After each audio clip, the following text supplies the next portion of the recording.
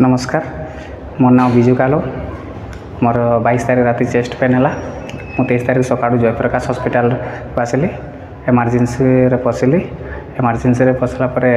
सचन सार से देखले से ट्रीटमेंट कले हमर से रंजन भाई थिले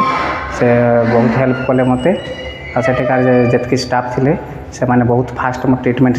चालू कला मोर चेस्ट पेन होता चेस्ट पेन आसती मोर आगुरी सिकल सेल डिजीज थिला से तापर चेस्ट चेकअप कला से जना पड़ा मोर इन्फेक्शन है कि निमोनिया हो भल निश्वास नहीं पार नी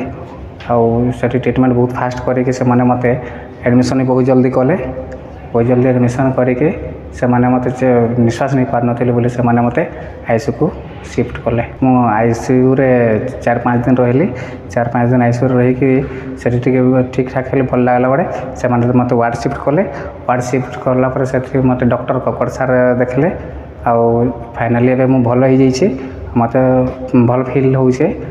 आज मुझे डिस्चार्ज होगी घर को जीवी तो आमर जेपी जितकी स्टाफ अच्छा बहुत बहुत धन्यवाद आ विशेषकर आमर